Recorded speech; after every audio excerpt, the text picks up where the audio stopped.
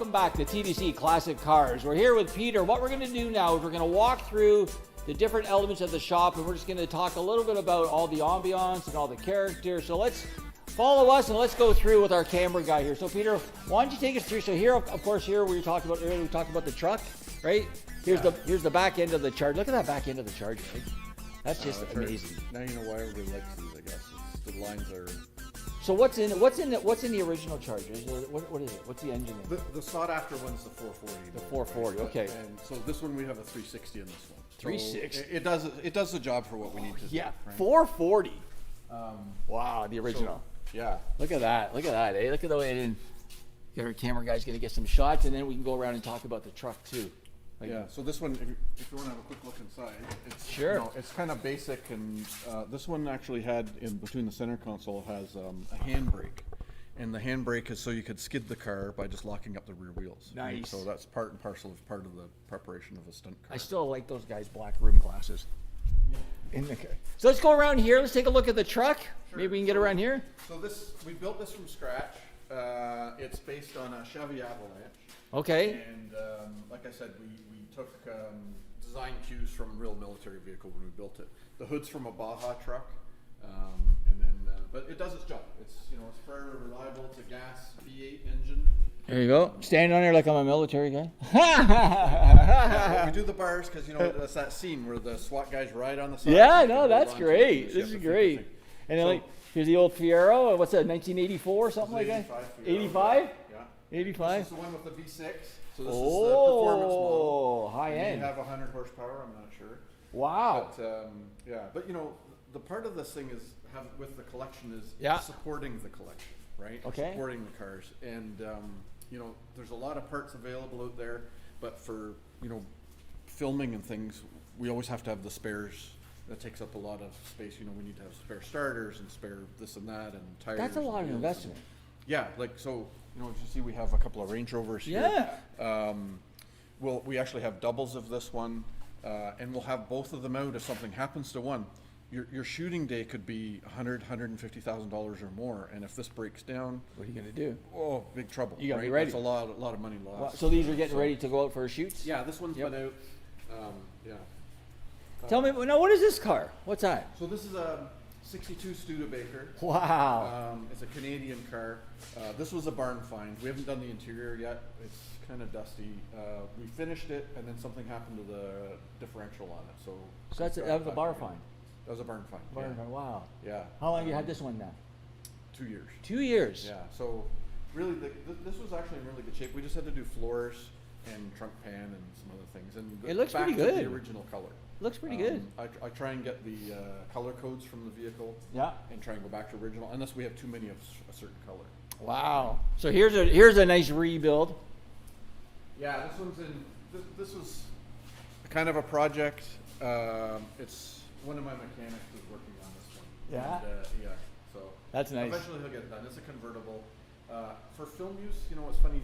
Convertibles just don't do it. They don't do it. I don't know why it is, but it's hard to store them for us too, because it's See, this is what I would like to do for the channel, right? Yeah. Have a rebuild right from the ground up. That'd be fun. And like I said, right from finding it. Yeah, we should do that. And there's a Hummer. Yeah, we have about 14 Hummers in the fleet. Wow. This one here, we've been repowering it to a gas motor.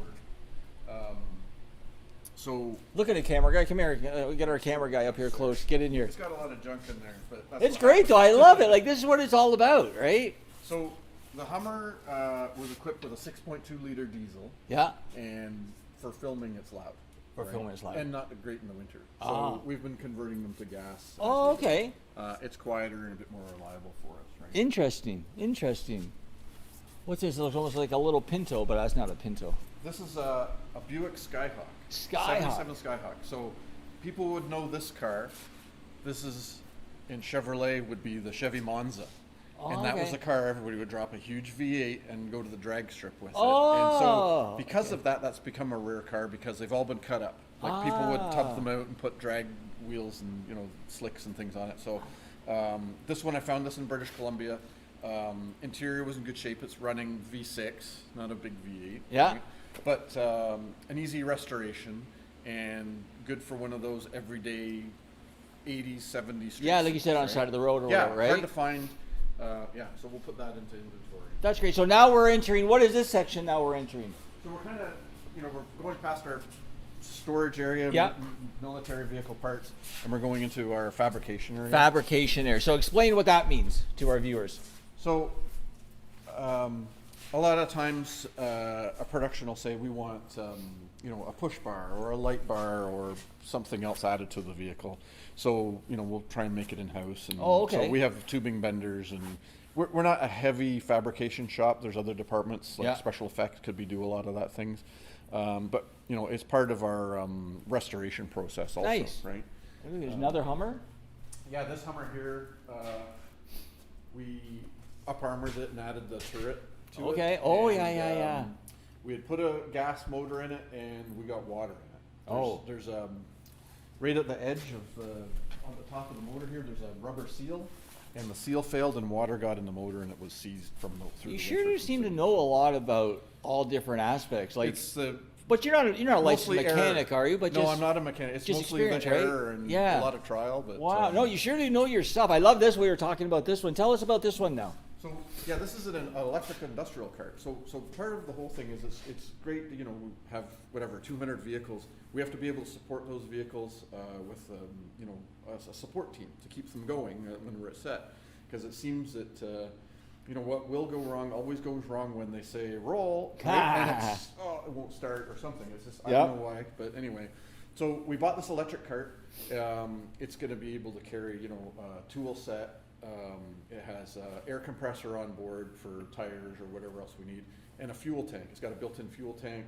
It's electric, but it's for refilling cars. And that'll probably work with you spending more time on sets, right?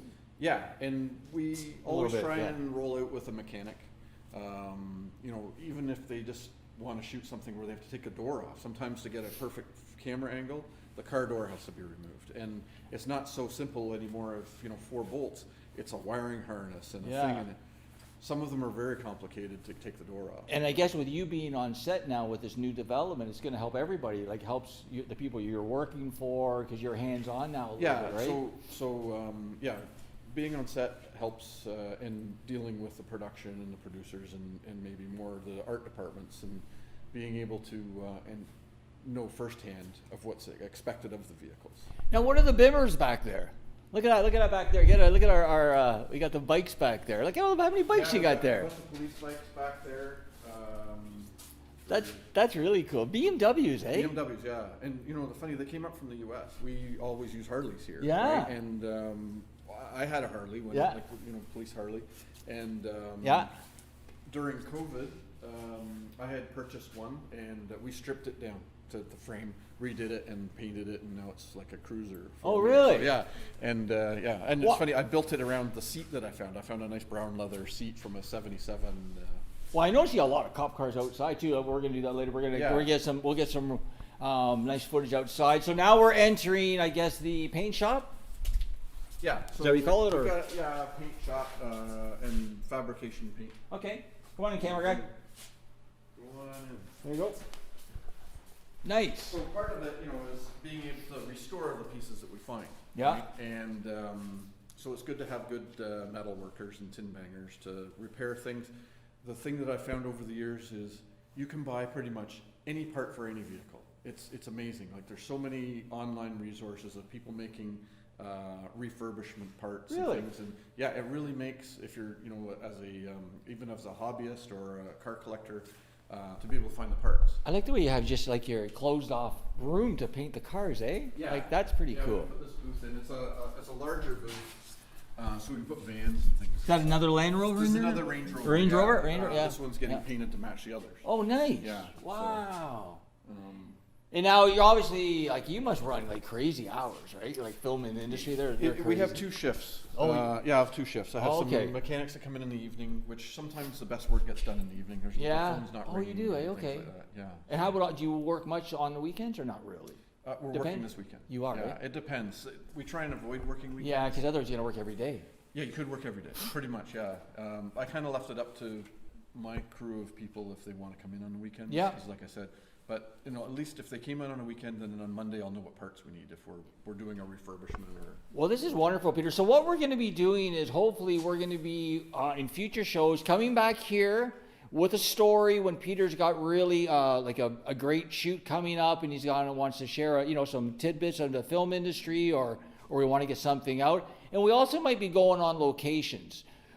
Again, that's going to be a little here and there depends because of the industry. They don't know if they want you on set, but we're going to be featuring classic cars, whether that's military. We're going to do probably bring in some military guys, even CAA. Like I want to go right out about all the vehicles, right? How they sort of intertwine with the industry. The backstory we have behind them. And if people wanted to find out more information, Peter, if they wanted to get involved, they wanted to volunteer, they wanted to learn more, because I'm sure, like you said, the industry is booming. Yeah, and so you might be looking for staff? Or? There's a lot of, so the industry needs cars, or people have cars. Some people have car collections, something we wouldn't want to keep in stock. Yeah.